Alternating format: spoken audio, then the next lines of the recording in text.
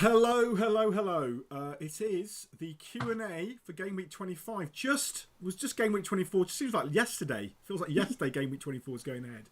But it is now the Q&A for Game Week 25. You're joining me, elfozzie, as we call me, the ever-descending elfozzie, the stepping down elfozzie, shortly leaving the top 100k, and the lovely Sam of FPL family. Say hello, Sam. Hello, everybody. I'd like to thank Sam hugely because she actually managed to update the graphics just shortly before going live, so you can have our ranks on the screen. She was very insistent we did that, so I hope you're enjoying that because, as you can see, Sam has surpassed me this week. Last week I was around just inside the top 50k. Now I'm just inside the top 100k or something like that, and Sam is going the other way. So hi, bye. That was fun. Yes. Do we need to talk about fantasy football anymore, or can we go on to something else? Because I'd rather talk about something else. Let's talk about Captain and Jota. That was nice. Talk about Captain Jota. I almost did. For the whole week, I almost did, and then I didn't. Shall we move on to talk about our teams a little bit and see how we've done, and then what we're talking about doing. Is that your team? Whose team have I got up there? That's my team, isn't it? Oh dear. So. Yeah, that's my team up there. That's the wrong way of doing it. So I'll tell you a little bit about my Chalaway this week. I was all set up. I had Jota captain all throughout the week. I was just deciding whether to bring in Salah back early or to bring in KDB or to bring in Fernandes ahead of next week's double game weeks. That was my main choice, and I did what I promised I'd never do to myself this season. And I watched other people's advice right up until the streamline, and I made a last minute decision. I was suckered in by someone going, oh, if you get Salah in as a captain, he could be a big differential. So I did it, and I literally changed 2 minutes before the deadline from Jota to Salah. Never make major decisions, just before the deadline. Do not, unless, of course, you've got injury news or something like that come in. Just never do it. I swore to myself I wouldn't. I did. I have been punished accordingly. So this week I got a massive 2 points from my decision to captain Salah. Meanwhile, Jota, captainers, which were many other people, managed to get 32.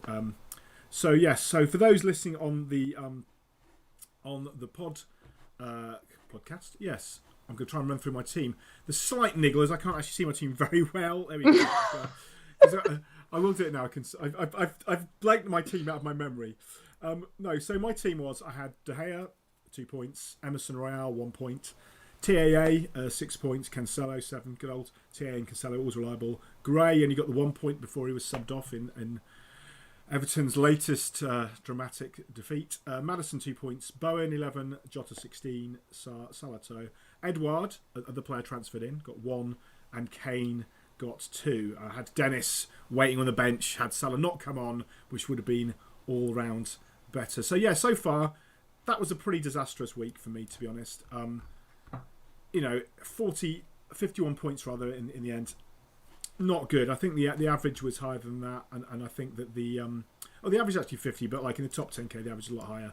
And I guess we have to talk about your team, do we? Or do we not? Do you want to talk about it? Yes, please. I want to talk about your team. Let's talk about. So this is how not to do it. Is my team, and then we're going to go on to the house it, which is I think is Sam's team here. Again, because my little screen, I can't actually see that clearly. So I'm assuming you can confirm that's your team, Sam. Tell us about it. Yeah, so it was a good week for my differentials. It was one of the only weeks where I'd gone into it. I was actually genuinely quite afraid of this game week because obviously I didn't have Salah, and I was thinking if he comes back, it's going to be a disaster. But then actually I think it worked quite well not having Salah in because it meant I kept Jota, who was my captain, so that was positive. Jacob Ramsey is literally my hero. I am a fully signed up member of the Jacob Ramsey fan club. 14 points from him was delightful. And yeah, Cancelo and Trent, I've got Ramsdale in goal, so his 9-pointer was very nice. Couple of disappointments in there. I think, there's some players in there. I'm looking at you, Cristiano, thinking, why are you still in my team? Every week it's a bit of a disaster every time I play him. But he's got one more week, game week 25. And then after that, he'll be saying cheerio. Ramsey's interesting. He's the top scoring midfielder in the Villa team. He's 4.7. Yeah, 3 double-digit hauls in the How long last have you had him in weeks. for? How long have you had? Is he a? He's had a, is every other week. He's had last 5. He's had a haul blank. So I've owned him for all 3 of his double-digit hauls. So I got him just before. I got him the week that he first double-digit hauled. So I've owned him since he was 4.5 million. So he's been a massive differential for me. And I mean, I think I did it because I wanted away into the Villa team. They've got games in hand. The fixtures were really nice. Didn't really have the budget for the more expensive Villa midfielders. So going in with Ramsey allowed me to use my team structure well. The thing is with him is obviously he's that 5th midfielder spot, but he doesn't play like a 5th midfielder. You don't want to bench him ever. So basically it means I've got to play 5 across midfield, which at the moment, is fine. I'm happy to do that. I would like to upgrade some of my midfielders. Bernardo Silva, I think, has had his time now. Probably time to look to move him on. But yeah, Jacob Ramsey, even at 4.7, he's still phenomenal value. I mean, it's incredible. It's incredible value. I mean, the Villa. I was looking at Coutinho as well, which turns out would have been a brilliant pick this week as well. But yeah, there's a lot. There's plenty to admire about Villa at the moment. Obviously, Dino at the back as well. Not would have been a great week this week, but I think that there's a lot to admire there. I was going to do something very quickly, and I won't dwell on it. I really won't dwell on it because he's not here, and people seem to care about him. So I'm going to just going to pick up Az's team. If you care about Az, not here. I mean, still beating me despite being off on his jollies. And this week he had De Gea, TAA, Cancelo, Digne, Fernandes, Foden, Jota captain again. Why would you not? Bowen, Martinelli, who basically did work obviously this week. Ronaldo and Antonio, but it's Jota captain, right? It's the Jota captain week. That's I think a lot. I haven't looked at the numbers, but I imagine a lot of the top 10k would have gone with Jota. Would have want that Liverpool cover, against a weak less defence, and probably wouldn't have had Salah back yet. So yeah. It's congratulations to everybody that did that. Well done. I feel very happy about it.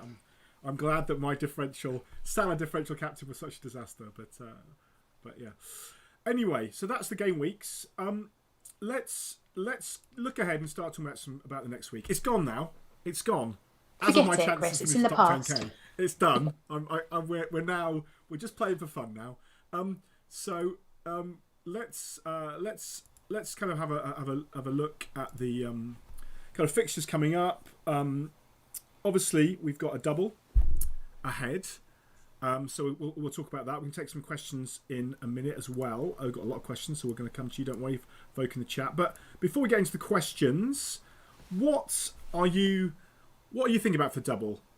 You said to me earlier you weren't probably going to make a change. So how are you lined up? You've got Ronaldo. I've got Ronaldo, I've got Sanchez, so I've got one from each. I don't feel... So the thing is for me, double game week 26 is the key, and I think you have to kind of think more longer term than just looking at targeting double game week 25, because anyone that I bring in for game week 25 won't double again in 26, and I want to make sure that I've got Salah in my team. I want to make sure that I've got Kane in my team moving forward. So in order to be able to do all of those transfers I want to make, I can't really do that this week because I can't lose Ronaldo ahead of the double game week that he's got this week. So rolling transfer for me makes a lot of sense. I'm terrified of not owning Salah for the game at the weekend, but his record against Burnley isn't the best. So I'm clinging to a kind of, it's a rail thread that he might not absolutely bash Burnley. So I'm gonna just hold my transfer this week. I can afford for a few price rises because I've got like 5 million in the bank, so I can afford for Salah to go up, I can afford for Weghorst to go up, I can afford for Kane to go up and it not be a problem. So I'm going to hold fire this week and move forward. I mean, Sanchez looks good for the double, nice goalkeeper, rotates nicely with Ramsdale through his blanks as well, so happy with that. Don't feel I want to invest any more in either of those two sides though. No, I mean, as I said, I was looking. One of my options this week, which I didn't take, my main decision was going to be between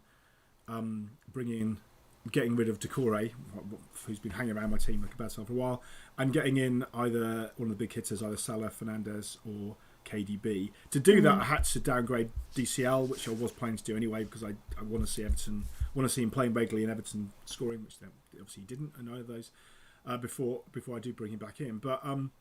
And I wanted to get Edouard because everyone's talking about Edouard. Everyone was giving me the big eye about Edouard. not so much as it turns out. So that was I leapt on to. I didn't. That was not my plan. It was not ever my idea. But I thought, well, that's a good way. I can get Edouard in. I can get obviously ahead of his doubles coming up as well. So, but I was looking at Fernandez, and I now only have De Gea for this week. And I think I've got Duffy still, who's again hanging around whether it's actually going to play anything. But I'm not sure if I even want to get any more. I'm not. I think I'm gonna hold as well. I mean, it's not. I can't get much worse for me at the moment. So I think I'm gonna hold and not bother about trying to bring in. You know, I if I wanted to bring Fernandez, I should have done it last week. I didn't. So I think I did consider whether I could bring in Dalot, but I don't know. I don't even think United look that great defensively still. So no. It's not. You know, I don't really want. I've got De Gea already for my United defensive coverage. I don't really want more. So I think this is a bit of a trap this week for. Yeah, trying to chase a double is a bit of a trap, really. I feel the doubles, United are too inconsistent still. It's too unclear who's going to get the points. You know, you could have Fernandez or Ronaldo, and either or both could absolutely haul. I don't think Brighton's going to be a very easy game for them. I think Brighton will be very difficult to break down. Southampton, it could be decent number of goals in that, but I think Brighton game would be very tight. So I think you're absolutely right with that. What about the single game week fixtures we're looking at here? Villa against Newcastle. I mean, you've obviously got Ramsey there. You're very happy with that in going into that, and City against Norwich is obviously one that people will be targeting and expecting a lot from their City midfielders. Is there any particular fixtures you think of anybody you would want in this week if you were going to transfer? Salah. I think that's the thing, Salah. Isn't it? You've got to look ahead. So yeah, you've got to look ahead. So Liverpool have got a beautiful double in game week 26, where you're going to want to have 3 Liverpool players for that. So if you haven't got 3 already, you probably want to be looking to do that this time around, or at least know how you're going to do it next week. Having a look at Burnley, the double for them in 26 and 27. So if you haven't got a Burnley player, yes, they've got Liverpool next, but having a strategy in place to get them in for 26. So I think for me this week, it's all about getting a strategy in place and thinking through the transfer that you make so that it's not just a transfer that you've then got to replace again next week, unless your team looks brilliant already for 26. And then you can just do the hokey cokey on somebody, take them out for this week and bring them in for next. But, Liverpool on paper have a nice fixture against Burnley. Man City have a great fixture against Norwich. So you're not going to want to take those players out and replace them with probably a Liverpool, a Manchester United player, even if they've got the double, because, Brighton are really good away from home. They're tight at the back. They don't give up a lot of chances. They won't concede a lot of goals. Southampton aren't as good on the road. The majority of their goals are conceded away from home. So there could be opportunities in that Southampton game, but of course that's early on in the game week. So I think it's more like 1.5 games is the way I see it for Manchester United. So don't destroy your team investing. There's plenty of single game weekers out there. Like you've mentioned Villa already. Investing in them makes an awful lot of sense moving forward. I think that's a hole in my. I mean, it's one of the many. It's one of the many holes in my side at the moment. Is the lack of a Villa presence. So I've been thinking it could continue for a while. I've been sitting thinking while he's scoring considerable numbers, It's just difficult. I'm looking ahead to that. I think really, like you say, this week is obviously make sure you've got some good representation of the big teams, but it is all about holding prepare for the next for game week 26. And the question I've got is how many game week 26 doublers should you be aiming for? I think I've got about 7 at the moment, and I think it was 7 and 9 with the numbers I was looking at. I don't think I was going to take the hits to get to 11 or free hit or anything like that. How many are you aiming for? How many have you got already, do you think? I've got 6, I think. And then with the transfers that I would be making, that will probably I might have 5, and that will get me to about 8 or 9, I think, by the time the double goes around, depending upon which players I take out. Yeah. I think for me that's enough, because there are certain players that you're going to want to play anyway, aren't there, that are playing in single game week teams. Yeah, so, you look at Manchester City. Cancelo, right? No, exactly. You're going to play Cancelo. All right, he's got a single game week against Spurs, but you're 100% going to play Cancelo in that game. So that's one spot that you haven't really got a question on. Yeah. Then you've got the goalkeeper situation. Now, depending upon what your goalkeeper strategy is, if you've got a single game week goalkeeper, then I don't think it's worth a hit changing them for a doubling goalkeeper. So, you just have to weigh up the pros and cons of the transfers that you make. I don't think you need to have 11, I think is the point that I'm making, because they're going to be single game because you want to play. And if you don't have 11, I guess we'll come on to this again, but it's the triple captain chip. Yes. That is, the triple captain on Salah is still the favoured strategy, I think. Amongst most top players. Not that I will count myself under that or ever have, to be fair. Yes, okay, we're going to go on to your questions in a second. I'm sure we'll cover some of these points. Before we do that, I have to do a quick shout out for SoRare, which is SoRare is a partner for this video and for Scout in generally, one of the games we work with. And SoRare Academy is a completely free to play version of SoRare that we've kind of built on top of SoRare. I've not built it again. Somebody much more skilled and talented than me have done that. But it's basically a game where you get to basically pick five players from a list of loads of teams all across Europe who are playing this week. So you can have Liverpool players, you can have some of the players from the Premier League that have not been that have been transferred in. There's only like one or two Premier League clubs at the moment. That might change next year. But you can play people from Paris, from the French League, from the Spanish League, from the German League, and you basically want to pick the 5 players you think have got the best chance of scoring the most points. There's lots of data there about the instructions. Really simple to play, really easy to sign up, and even though it's completely free to play, you can win a limited SoRare card for the top 10 managers each week. We give away cards which have varying values, because it's the thing with these values of the real cards, they go up and down. If you're interested and you're into kind of trading cards, or you're into playing games for cash, they obviously have a cash game effectively where you buy in the cards and then you play to win extra rewards, and then you can trade your cards. So it's like this NFT is very popular right now. Each card's an NFT, so you can actually sort of sell on your cards to other players or to the market or elsewhere. It's definitely worth checking out. And I say you don't have to pay, you don't have to put any money in, and I know it's entirely down to you. This is completely free, but do check it out. Again, go to SoRare Academy's link in the description, and there's a link off the front of Scout, but do check that out. Anyway, cool. Moving on to your questions. So I'm going to leave up those stats up there. So let's start looking at the questions. We've got those questions in. I'm going to go from the top. JC is fighting for top 10k. I remember that was like Jay. I remember that back in the day. I remember that. It's not worth it, mate. Oh, Chris. So your thoughts on Kane, Gray, Allen, and Dennis for Salah, Coutinho, and 2 4.5s. So that's quite a big. And minus 12 straight away. Boom, minus 12ing. Getting Kane, who's going out there? Kane, who Gray, and who? Allen, and Dennis for Salah, Coutinho, and 2 4.5s. So that's quite a lot. Kane out. I mean, I don't know. Would you? I mean, Gray and Allen, fair enough. The Everton revolution. I'm not going to go on that. I've already been criticised in the chat. I've not even said anything about Everton. There's not much you can say about Everton. I see the shirt behind me. I've been a fan when they were bad years ago, not just bad recently. But yeah, what do you think about that? I mean, Salah, yes. Coutinho, yes.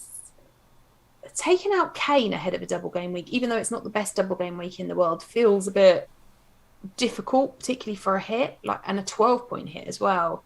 I don't know if I would want to do all of those things this week. I think I'd be inclined to do a little bit of it and then come back and do the rest. Take it. I mean, it doesn't say if he's got Ramsey, but maybe taking Gray down to Ramsey might be a good way of covering. I mean, Ramsey, as we said, is incredible value. Could be like the best sort of differential, sub-5 in the game. To be at the moment, I've got to look at the points, but that's incredible. So I think also go Cornet as well, if he's okay with the team news later on today. Let's see if he's all right. But going to, Ramsey and Maxwell Cornet might also give you that opportunity to spread a little bit more love across the rest of the team. You can't lick Cornet. Moving on. Oh dear. Fantastic. I've got 99 more jokes like that. Oh dear. Ice cream fun. So moving on. For wildcard Game Week 25, this is Manuel. Ronaldo for 25, and then in Game Week 26 to Kane or Bruno, and in Game Week 20. So then Game Week 26 to Kane or Bruno. I said got it. Sorry, I completely misread that. should he go for Ronaldo, then move to Kane, or Bruno and move to Son? So this week he's looking at having either Ronaldo or Bruno, and then moving to Kane or Son the week after. This is quite tough, this one, because in many ways I think Son is a better pick than Kane in terms of his obviously got additional points for goals, additional points for assists, the clean sheet points if Spurs ever keep a clean sheet again, all of that stuff. But I do think that with the way that the midfield positions are going, there are so many midfield options that you could go with. So, we've already spoken about two cheap ones in Cornet and Ramsey. Both of them look like great options. Ramsey's in great form. Cornet's got the double, like plenty of potential in there. Plus, then you've got the other players that you would want, the likes of Salah. You can't not have Bowen at the moment. You might want to go with somebody like a Rafinha or, somebody else. So all of that stuff means the midfield spots are quite highly contested. And for me, that's part of the reason why I'm going to go Kane, because there isn't really anyone else in that forward spot that I think is worth the investment at that price point. And it's really easy to come down from Kane to a Weghorst, a Watkins, a Dominic Calvert-Lewin, whoever it might be that starts performing if he doesn't. So I'd lean on the Ronaldo and Kane train, I think. Is my mic still quiet? I've got it right here next to me. I can only assume there's something that's taken it from the camera rather than this. Anyway, I'm doing my best. I'll try and be... Yeah, I'm really sorry, guys. I literally am doing nothing different to how I have done before. I've got a mic with a light on, and it's right next to my face here. Is that better? I don't know. This thing on? It's really close by. I'll try and speak loudly anyway. Question from Stephen, who's given us some money. Thank you very much, Stephen. Super chat.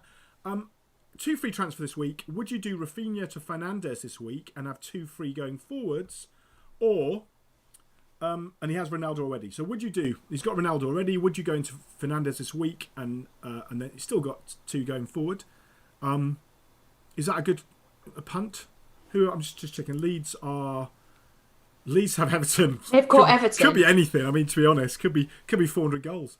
I don't know that I really love the double up with Manchester United attack, like having Bruno. Did he say he's got Bruno and Ronaldo? He's got Ronaldo already, and he's saying Fernando, Rafinha to Bruno. I don't know if I love that double up. I think I'd prefer. I mean, it depends, doesn't it? If there's nothing else about your team that would set you up better for game week 26, then absolutely do it. Yeah. But if you don't have Salah already, or if you've you're missing a key player, like you don't have a Spurs player for 26, or you don't have an Arsenal player, then I think I would prefer, well, not Arsenal, they're blank, but I think I'd prefer to set myself up more for 26, unless there's nothing else that's wrong with your team and you feel fully prepared for 26, and then why not take a chance on having the double up, knowing you can move it on the week after. Yeah, no, fair enough. I mean, it could be a big differential. I don't think there's been many people with triple United assets, not in the top 10k certainly, and it might well be genius. I mean, it'll definitely stand you ahead. Obviously, I think Rafinha's a great player though from the Leeds side. Obviously, they've got a very difficult double, but you could easily get points against United, maybe against Liverpool too. You never know. I've got another super chat, so I'm going to go to those first, but I'm going to get to other ones as well. Yes, it's KDB to Salah for 25. He got 2 free transfers, wants to move. Concerned about KDB getting a rest. Could get Bruno, then Salah for game week 26, but that might mean an extra -4. So KDB to Salah? It's very hard to sell KDB ahead of Norwich. I do KDB get against Norwich that would make me... I obviously made the wrong decision, and I still feel I'm not going to change that style. That'd be insane. That'd be absolutely insane. But I wouldn't be sad at all holding KDB into this game week. No, and like I said before, Salah's record against Burnley isn't brilliant, but KDB's got Norwich. There is a chance he gets a rest. There is definitely a chance of that with the Champions League and stuff to come. But I don't think it's a huge risk. Like I don't think he's definitely missing out on the game. And I think if that Man City team sheet comes out and he's playing, you're going to feel a bit sick that you've sold him ahead of a good trip to. Yeah, that'd be pretty frightening. Norwich. A pretty frightening watch. I think I'd wait on Salah. Like that's my plan. I'm just going to hold it out, and it will be a frightening watch watching him play against Burnley. But I just think to KDB, he could do so much damage against Norwich. Yeah, I think I would keep KDB. I mean, it obviously depends what else you've got on your bench to cover. I appreciate you've got a free transfer. You don't want to waste it. So I'd see with anything else you can set up ahead of, even if it's on the bench ahead of for 26. Okay, is an 8-point hit worth taking to save the wild card? I think a wild card's worth more than 8 points. I do too. Yeah, I think for me a wild card, if I'm looking to change more than about 6 or 7 players, then that's when a wild card comes in. My original plan was to wild card this week, but actually I looked at my team and thought, well, there's probably only 3 changes in there that I actually want to make ahead of 26. So for the sake of what would be a -4 and a -4 if I do it over the next 2 weeks, or if I hold it and roll this week just 1 -4, it's not worth it. So yeah, hold your wild card. It will come in useful. We're going to have some bigger doubles to come. We're going to have doubles to come for sure, because you've got 13 games left to be rearranged. We could have some bigger blank game weeks depending upon what happens with the FA Cup and the progression of the Premier League sides in that. So I think holding a wild card for a bit later on in the season still makes a lot of sense to me. It's not worth it for -8, just take the hit. Yeah, I think 8-point hit. I think there was a 12-point hit proposed earlier. That feels a little bit excessive, but 8 points I don't think is terrible considering how much is on offer in the doubles. As Adam Hardy asks, presumably me, unless you're an Everton fan. So are you an Everton fan? No, fair enough. No, I've just got. I had such a bad night the other night, though. I'm up for options.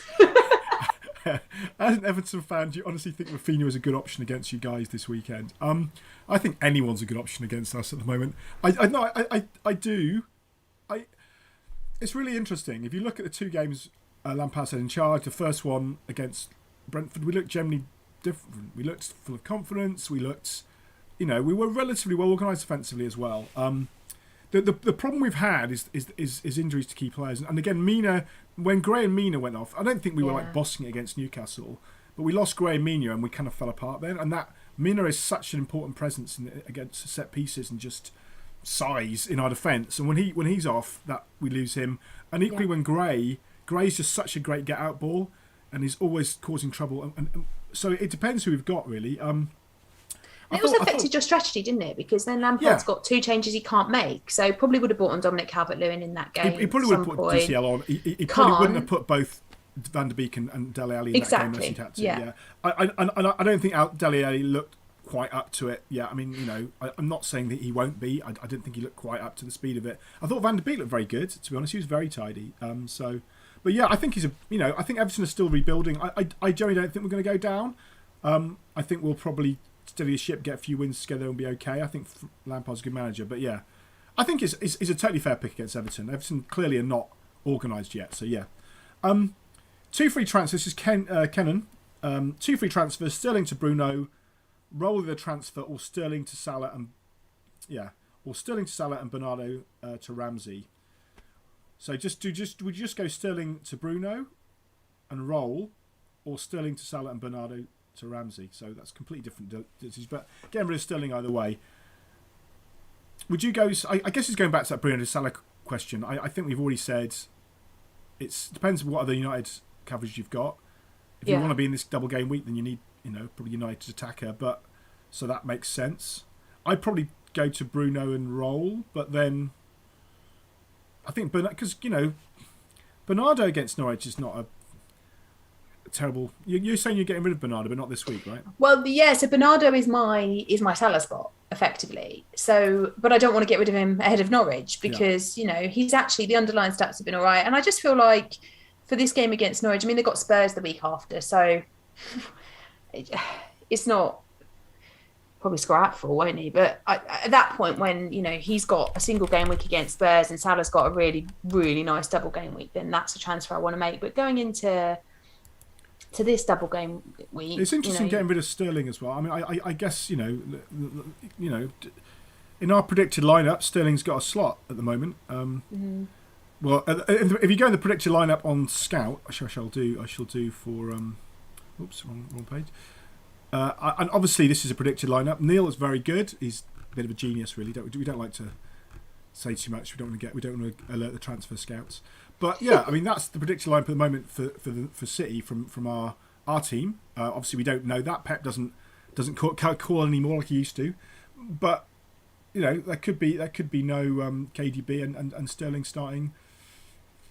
That's interesting, right? Yeah, I mean, I wouldn't be in a hurry to sell Sterling ahead of Norwich, I guess.